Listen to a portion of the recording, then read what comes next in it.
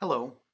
So this evening I want to talk a little bit about some broad observations about institutional racism and discrimination in the United States. This will kind of set the stage for subsequent videos where we're going to dive into some of the more specific examples.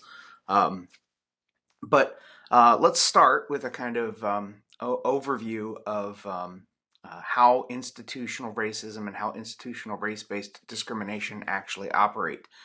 We've talked about some of these things before, but it's always a good idea to sort of reintroduce them whenever appropriate. So remember, institutional racism, or to be more precise, institutional race-based discrimination, is any arrangement or practice within a social institution or its related organizations that favors one racial or ethnic group over another.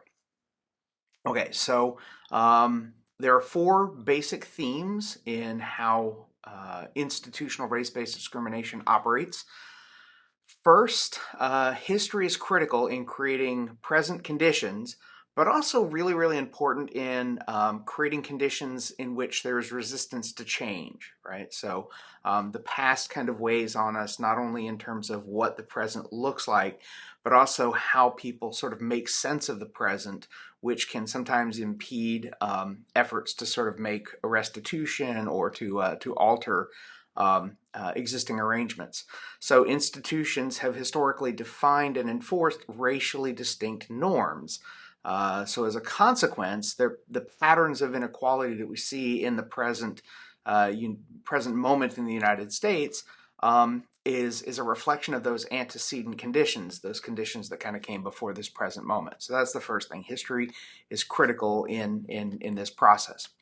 Two, discrimination can occur without conscious bigotry or intent. This is something that sometimes people have a little bit of difficulty wrapping their heads around, but again, as we've talked about in the past, you can get discriminatory outcomes from ostensibly race-neutral policies. Right? There doesn't have to be an individual person with discriminatory or racist intent, sort of making conscious decisions, right? That sometimes and increasingly, right, in a post 1965, post civil rights era United States, most of the discrimination we see is actually institutional or structural or systemic. Number three, institutional race-based discrimination is less visible because it is not overtly written as a series of policies like, say, for example, Jim Crow, or before that, the laws that formalized and institutionalized chattel slavery. Current institutional race-based discrimination operates, as I said, as a kind of legacy of previous ways in which institutions kind of practice discriminatory behaviors. And so it's less visible. It's harder for people to see how institutions can discriminate. I think it's easier for them to wrap their heads around the idea that people can discriminate.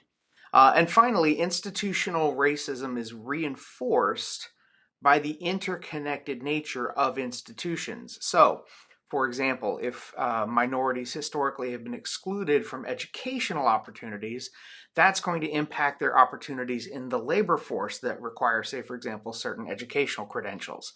So because institutions are interconnected with one another, some pattern of discrimination that's occurring in one institutional space within society is going to have potentially discriminatory consequences in other institutional spaces.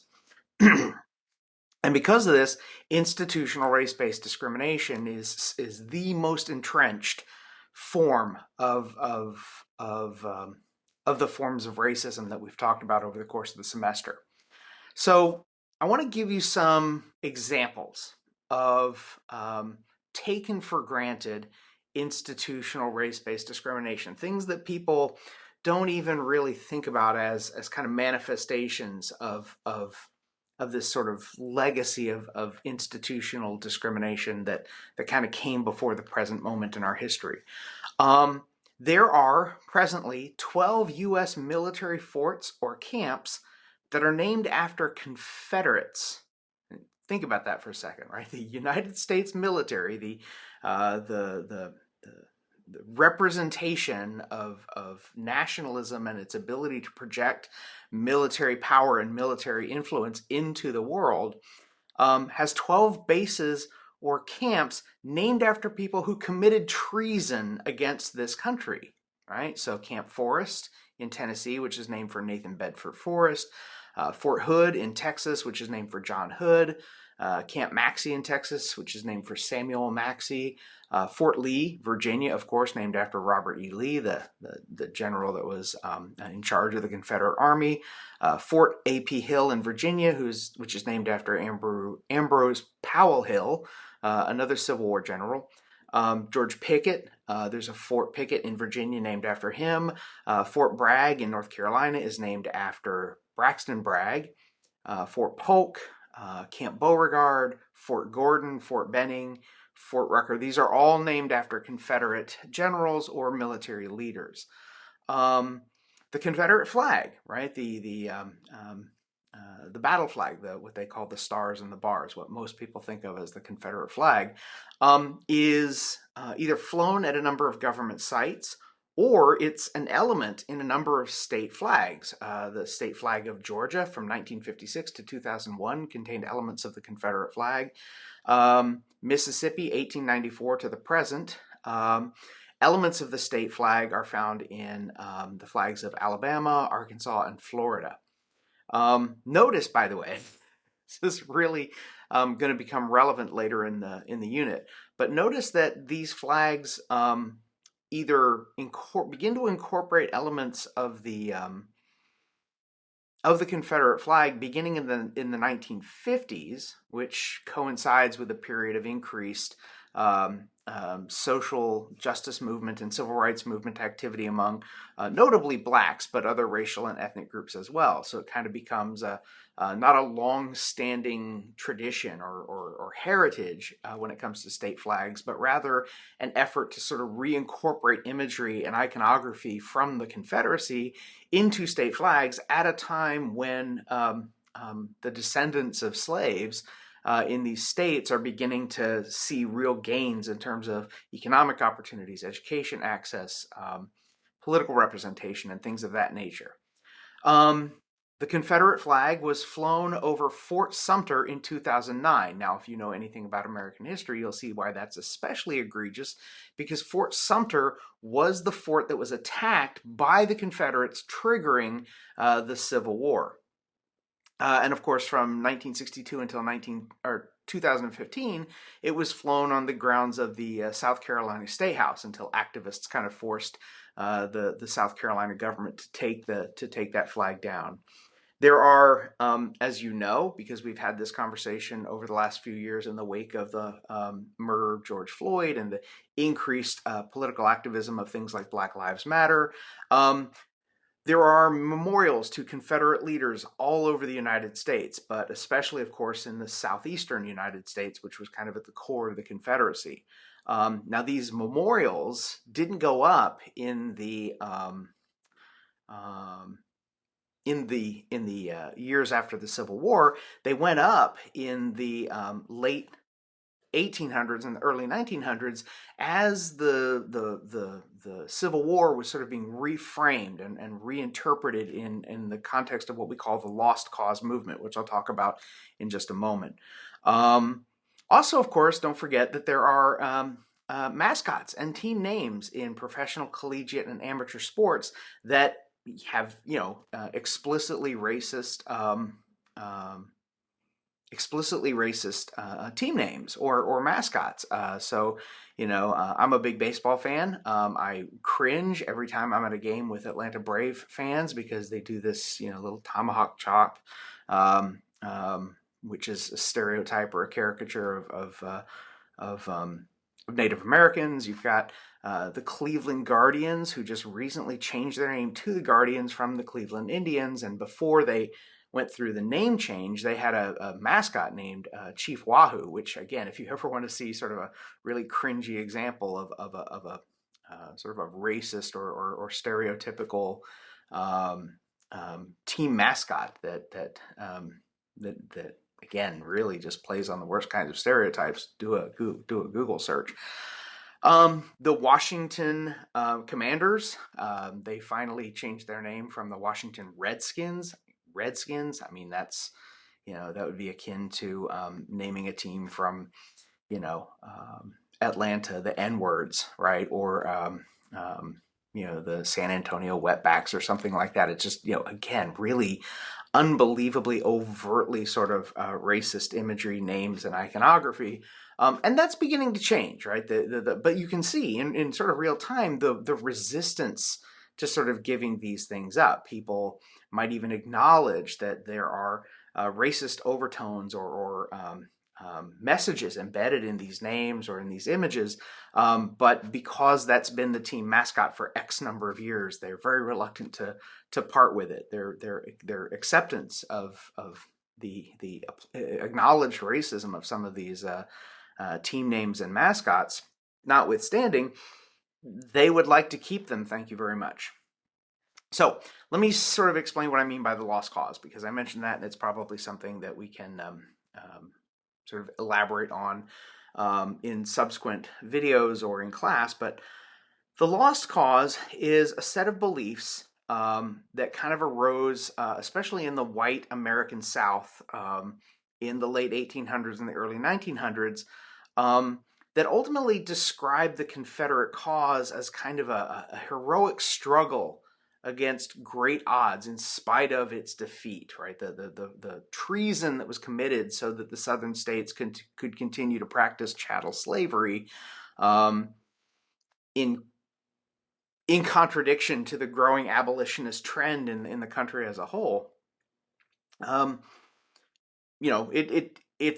It's problematic for people if that's seen as treason, right? They'd really rather not think about themselves that way. And so in the South, they begin to talk about the Civil War as the War of Northern Aggression, which is, again, hilarious when you remember that the first shots were fired by the Confederacy, and the Confederacy was explicitly seceding from the United States so that they could continue to practice chattel slavery. But there's this effort to sort of reframe the struggles of the South as some kind of noble struggle against the oppressive forces of the North, the interference of Yankees coming down and trying to tell people how to live their lives, and a sort of a fundamental reframing that had lasting impact on how, for example, the Civil War was taught in American public schools.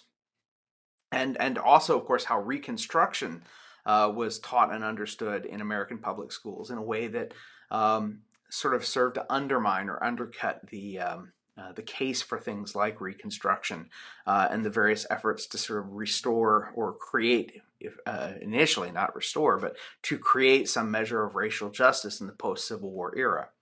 A consequence of this, or something that kind of follows on, is the emergence of this relatively new phenomenon. I say relatively new; it's maybe a few decades, maybe half a century old. So history, when they say relatively new, and they're talking about historical contexts, you might be looking at something that's actually, relatively speaking, old. But this is a relatively new thing.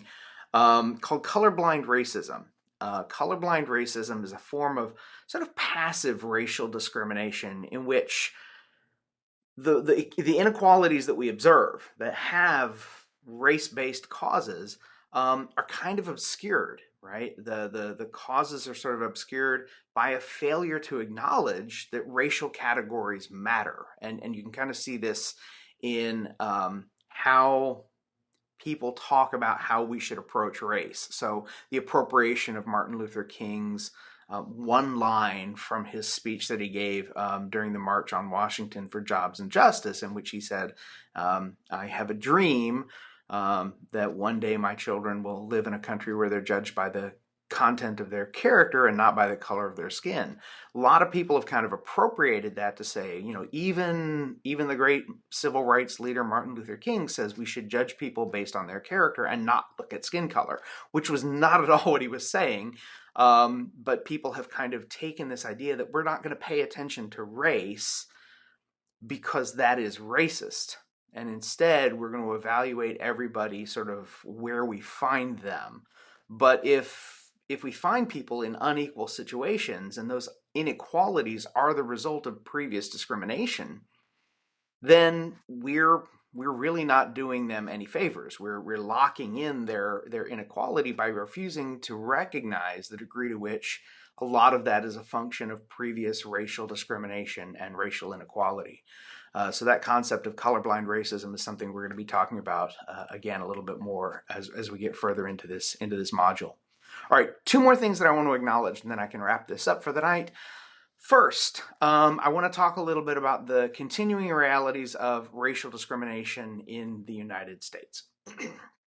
By observing that the contemporary realities of racial discrimination in the United States are a product of gains that are made as a result of the civil rights movement, dismantling of the institutional and policy supports for legal segregation, and the resulting decline in cultural and economic supports for white supremacy. In other words, the contemporary realities of racial discrimination is that things have gotten better, right? It's sometimes important that we stop and recognize that, right? If you look at the United States in the 1940s or the 1930s or the 1920s, that was a really bad time for racial and ethnic minorities in the United States. And yes, the 21st century is also a pretty bad time for racial and ethnic minorities in the United States. But it's better than it was, right? And we have to acknowledge that, right? That is a contemporary reality of the state of racial discrimination. It exists, but we've made a lot of progress. We still have a long way to go, but things are arguably better than they were. And you can document this. You can look at some of the ways in which things have gotten better. So from the 1950s up to the 1970s and 1980s, for example, you've seen significant cultural shifts. There's been a rise in multiculturalism as a cultural value, as well as a kind of an associated multicultural education in which diversity is seen as a thing that has value in and of itself. You see increasing positive representations of subordinated racial and ethnic groups in the media. Several prominent figures in American entertainment media and in news media and music, people of color, people who come from mixed race and mixed ethnic backgrounds. And in this period of time, you also see the contact hypothesis. I know that was way back at the beginning of the semester, but remember, the contact hypothesis argues that as racial and ethnic groups previously segregated from one another have increased contact, the psychological underpinnings or the social psychological underpinnings of prejudice and racial bias kind of start to erode. Now, there are some caveats, right? That this has to be, people interacting as peers and equals, not as, sort of dominant and subordinate group members. But when people are increasingly in environments where the playing field, in essence, is kind of leveled, we see significant declines in racial bias and racial prejudice. So one of the things that's happening in the 70s and the 80s is that the contact hypothesis begins to sort of, as it predicts, begins to sort of produce declines in racial prejudice, right? As we see declining segregation in schools and workplaces, for example, we see corresponding declines in racial prejudice and racial bias. So there are some measurable gains that emerge during this period, right? So there are narrowing gaps in things like educational attainment, right? The high school graduation rate for blacks and whites, for example, approaches parity. They're not quite there yet. They're not the same rate, but they get closer and closer and closer over this period of time. We see a similar closing gap with regard to median household income. Black families and white families, you start to see that gap narrowing. Occupational segregation, the way in which during the post-Civil War era, when we were in a what we call a rigid competitive pattern of racial oppression, we still had a highly racially segregated workplace, or we had racially segregated occupational categories. And that really begins to decline in the 70s and 80s. Again, doesn't go completely away, but we begin to see increasing parity and representation. There's increasing political representation at all levels in this period of time. I mean, it culminates, right, 2008 with the election of our first Black president. In 2020, we get our first Black Asian female vice president, right? So we're beginning to see significant changes in what we look at, or what we see, I should say, when we look at the United States. So the reality is, racial discrimination remains a problem in the United States. It is also the case that racial discrimination is less now than it was prior to the 50s and 60s. But here's the caveat, right? Since the 1970s and 80s, we've actually seen a very disturbing trend. And the disturbing trend is that the pace of increasing equality that began to emerge in the 1950s and the 1960s has slowed. So in other words, we saw significant gains from the 1950s to roughly the 1970s, 1980s, but since the 1970s and 1980s, the gains have kind of leveled off. So non-white poverty rates remain unequal, and they are really, really slow to change. We have ongoing economic inequalities, which indicate a kind of fluid competitive system, right? That the inequalities that we see are present, but are likely the legacy effect of a previous racial caste system, like we had in Jim Crow, or before that during chattel slavery. So this is where we're going to focus over the next couple of weeks, is looking at these ongoing patterns while acknowledging that progress has been made, asking ourselves, why has the pace of change slowed down? Why is this last little gap so hard to close when it comes to whites and non-whites in this country? Now, I want to point something out, just because there's going to be lots of little things like this, but if you're looking at the tables in the chapter, one of the things you might notice is that, for example, we see increased representation in occupations for Black women relative to white women, but also relative to Black men, right? So we see some of the biggest beneficiaries of access to occupational opportunities being picked up by Black women, and the reason for this is that Black women in the 80s and the 90s moved in significant numbers into the public sector. They went to work for government at the city level, government at the municipal or county level, government at the state level, and government at the federal level, right? So what we call public sector employment is a really, really attractive place to work if you are in a group that faces systemic discrimination in private sector occupations. So for Black women, they faced gender inequality in the workplace, and they also faced racial inequality in the workplace. So a lot of Black women gravitate to working in the civil sector, Social Security Administration, teaching, government work of all sorts, Department of State. They work in the Secretary of State's office, or for the Board of Elections, or any place where they can find these kinds of opportunities, because in the federal government, but also at the state level and at the municipal level, there are stronger protections against racial or gender discrimination. And because these Black women were experiencing both racial and gender discrimination, the public sector looks really attractive to them. So we see this kind of gravitation, or this kind of movement of Black women into these jobs. But interestingly enough, that also leaves them really vulnerable. So when, for example, states go through periods of economic decline, they end up reducing how much money they're spending in the public sector. In other words, they cut back on public sector spending, which actually has the result of disproportionately displacing Black women from employment. So we see this kind of and again, that interconnected nature of institutions sort of reveals itself in these kinds of phenomenon. And so if we want to know, like why something is happening or how something has come to be, it's very, very important that we sort of think about what led to a concentration of a particular group of people, say, for example, in an occupational category, so much so that when that occupational category gets into a sort of vulnerable position in the overall economy, the weight of that downturn is going to be felt disproportionately by